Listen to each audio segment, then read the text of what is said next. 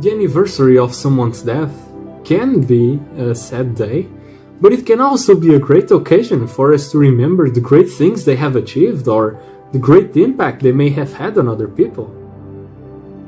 I first started watching Etika's videos back in like 2014 during the Smash 4 hype days. But it wasn't until late 2016, around the time when the Switch was announced, and you know, the Joy-Con boys became a thing. That's when I started tuning into the live streams. And that was just a completely different world, and I'm just so glad that I got to be a part of it and that I got to experience it all live. You know, from there on out, it was an amazing ride, and I got to experience so many things because of Etika. I got to meet so many people because of Etika, and I'm just very grateful for that. I first discovered Etika through a little awakening stream he did back in the day in 2014, I think 2015, sometime around then. And I was kind of into Fire Emblem a little bit back then, but Etika's the one who really pushed me in the direction of, like, you know, actually getting the games and all. And after that, the Smash hype is really what captured me, got me to stick around with the Joy-Con boys. Well, we weren't really the Joy-Con boys back then, but, you know, all in due time. I found Etika around the time the Nintendo Switch was teased, and he was such a unique character. He was so different from everybody else on YouTube at the time, or Twitch. So he was really new and interesting to watch. The first time I saw anything of Etika was when I was around 5th or 6th grade, and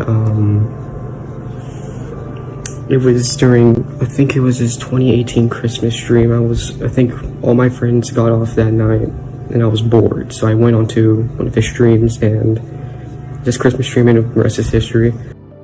I almost met Etika at Comic-Con 2017. We DM'd on Twitter because I was friends with a few of his mutuals, and I was able to DM him because they talked about me in a way because I wanted to become a Nintendo YouTuber. I really wish Etika were here today. I started watching him in 2014 after the Fire Emblem Awakening gameplay. I did see him a few times in 2012 and 2013 when he was a Poke YouTuber, and that was still when he was really little. After the Nintendo Switch presentation, I started watching his streams almost like every day when he would stream. I first found Etika in a 2018 Smash Ultimate video compilation where he was reacting to Smash Ultimate. I thought his reaction was really funny, so I found his YouTube channel. I started watching him over and over again. What Etika means to me, he's basically the reason why I joined the Nintendo community, why I made new friends from this community. I remember the first video I watched Etika was like a Smash update, and he's just, bro, his video style is so fucking dope. And I think my favorite memory from him was when he was watching the JoJo torture dance, bro, that shit. And then he just started getting into bro, he's a whole fucking JoJo character, but yeah, that shit was dope. And what Etika means to me, he's just like, he's like a big brother, bro. He just taught me so much about how to carry myself as a human being, and then just a lot of spiritual shit too. And it's just like, man, I love him so fucking much. My first ever experience with Etika was the Mewtwo reveal. That was the peak time when I was starting to get into Smash Bros. I just started high school, and I was meeting friends that were into Smash Bros. And that was the first big thing I saw that got me hyped for the game. Seeing this random dude I'd never seen before screaming at the Mewtwo reveal, and I myself the previous day had been very excited for Mewtwo. It was just really cool to see someone else who was as hyped as me, but obviously at the time as a kid as well, it was just even more crazy to see this man jumping and screaming and shouting my dick Mewtwo. So that was my first experience with Etika, and probably a treasured memory to this day. Ever since I've been watching him, I saw a recommended video of his live stream from Luke Bomberman, his Minecraft live stream back in 2017. I started watching it, I said, man, this guy's funny, let me see if he's live streaming now. And that's when I first discovered Etika, and man, ever since that day I've been watching him non-stop. Every live stream that I could possibly gone to, I've been there. And he would be not only the most funniest person to watch, but he would always say the most motivational stuff. I only found out about him, unfortunately, when the time was too late. I found out about him when he was going missing. I still remember the fucking post 2 years ago on Instagram. I would saw it, and I was like, oh damn, who's this guy Etika? And then when he died, a huge hole was in my heart, you know. Even though I didn't know who he was, it was still a bit painful to know that he took his own life, you know. I've been a fan of Etika ever since 2018, and I watched my first video of watching Etika was when he reacted to Smash Ultimate. So I was like, hey, I was like, you know what? I'm gonna watch him because he's pretty much worth it, and man, he was really funny. My first recollection of memories with Etika was about back in 2017. I believe his introduction was through the influx of stream clips, such as the deep web streams, the AC night goggles, his first time driving, and his Nintendo Switch reaction. Those were some amazing times and left a great impression on me for sure. Taking a look at him as a whole, his ecstatic and charismatic character was a huge role model for me. Him being himself and having a goddamn good time with the boys had led me to being more open about myself and not giving a fuck about what other people think. My first exposure to him was seeing his Mewtwo reaction after it went viral, and after that I just never looked back. I watched video after video, reaction after reaction. I just thought his content and his personality was just so great. The first time I saw Etika was the Mewtwo reaction, and it really struck me when I first saw it because I think I had been watching a bunch of reactions to that at the time. And then I just came across this guy who's blowing out his mic screaming about his dick. And so immediately I could see the passion this guy had for Smash, but also, you know, just that he was fun to watch. And so I kept watching. I found Etika's channel during a really hard period of my life a couple of years ago. And my favourite streams of his were the ones where he would give us advice, tell us how to make it through, how his mistakes could be used to teach us better lessons about ourselves. And his humour, honestly, every time I'd get home and he was streaming, I'd just pop it on, or I'd pop on an old VOD. I still do. And I'd just let it play, hear him having fun, messing about, everything, and it would just make me feel like I wasn't alone, like in the stuff I enjoy.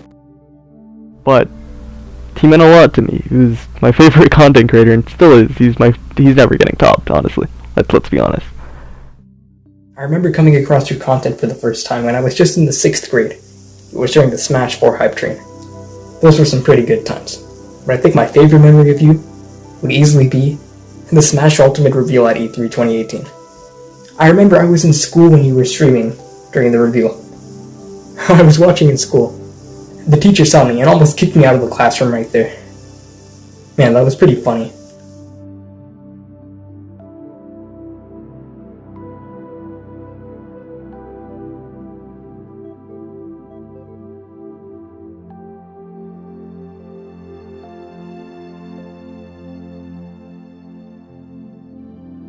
Hey, my name is Rex. My experiences with Etika started off back in 2013 with his Pokemon Black and White Wi-Fi battle videos.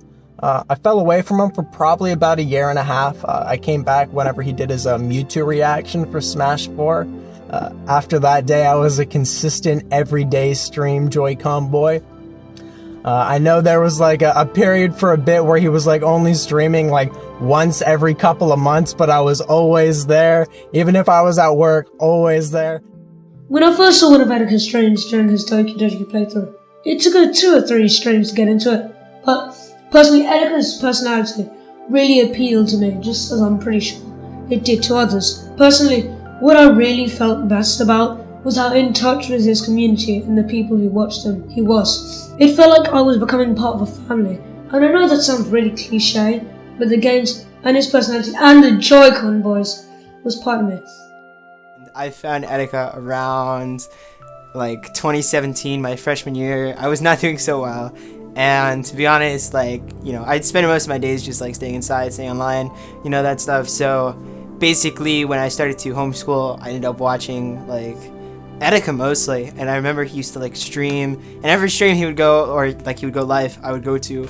I remember his Kahoot stream was like in 2017. That was like when I really like got addicted to that stuff. And one of my favorite moments was when he I don't think anyone could watch it now because, you know, I'm pretty sure it's copyrighted, but when he was watching, I think The Promised Neverlands, and he watched that first episode, and I'm not going to spoil anything because obviously, you know, I don't want to do that, but he was watching that first episode, and I remember, like, at the end of the first episode, you know, when, like, that scene happens with the monster and everything like that, he, like, dude, it was just, you know, that's one of my favorite anime seasons, and to be honest, you know, I'm so glad that I got to experience that live, and, you know, also when he was watching JoJo, that was pretty cool.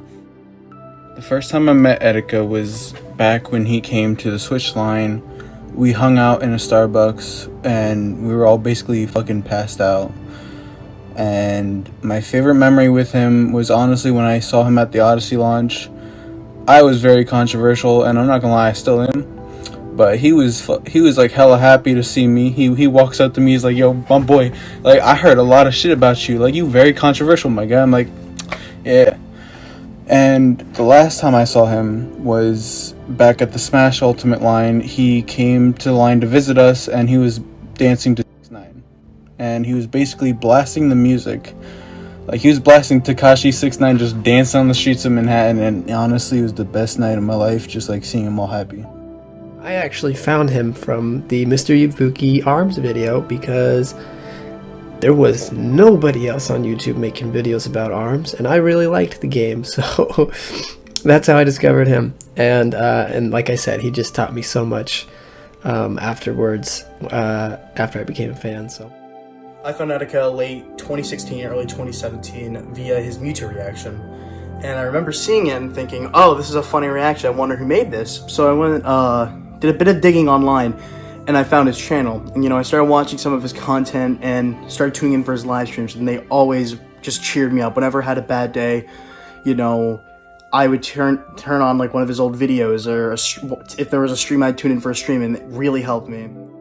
Unfortunately, I came in a little late to the game when it came to watching his content / live streams. It sucks that, you know, after his passing, that's when I started watching, and I wish I found him sooner.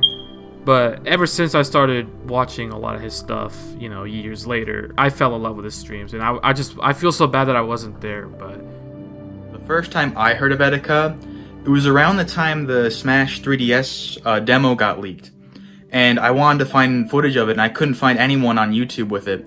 And the only person I found by chance was Etika, and he was reacting to the Duck Hunt dog, and he was freaking out over it. And I thought it was the funniest thing ever, because it was such like a niche character to get hyped over, and I thought it was really funny. I knew Etika from like a video ages ago in 2014 where he was going around being like all gassed up saying like, oh, I'm meeting the boys, I was talking about John and stuff. So I thought, this guy, just his heart seems so big and he seems like the happiest person in the world. But it was great, but I didn't watch him. And over time, like, I watched John's streams and Etika would be in it, and I think, man, this guy is so cool. But, I mean, sadly, I never watched his videos until, well, recently. He was actually great at giving life advice whenever he just paused his streams and had a heart-to-heart with us. For example, on how to interact on social settings.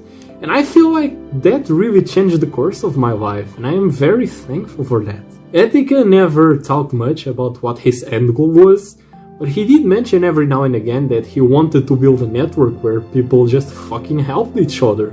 And I feel like all of us are contributing to that Etika world network whenever we pass on to other people that which Etika has taught us on his streams. Etika's wisdom is really what I appreciate the most from him. Etika was a really smart guy. He left the while out all the time, which was really cool, but you could tell that he had a great mind. Etika was really smart, and he taught us all many valuable life lessons that just will stick with us forever. Etika rubbed off on all of us, and the memory of Etika will always stick with us because of the things he taught us: how to be a good man, a good person, how to respect other people for who they are. During most of my time in high school, I didn't really have that many friends I could talk to about Nintendo stuff and the stuff that was going through my mind. I had a couple, but in life, I've generally never really been someone that has a lot of close IRL friends. So for me personally, having these thoughts about Nintendo and Smash, just seeing all these news and not having anyone to talk to, but then going home and seeing Etika making a video on it as soon as it was on my mind and seeing him speak about it just as passionately as I was feeling about it in my head, it really felt like there was a connectorship. It felt like there was someone who I was watching and speaking to and speaking at me and saying the exact things I'd been thinking, but had no one else to talk to and express those views with. And to see Etika making videos on the stuff I was thinking about and had no one to talk to about, it just really connected with me. He's taught me a lot of shit, not just about gaming and fucking all the rest of the shit that he does, but like real life experiences, like how to deal fucking, you know, get a girl, or how to be like, you know, less shy. He's like, I wouldn't say the only YouTuber I watch, but probably one of the YouTubers that I watch constantly, you know.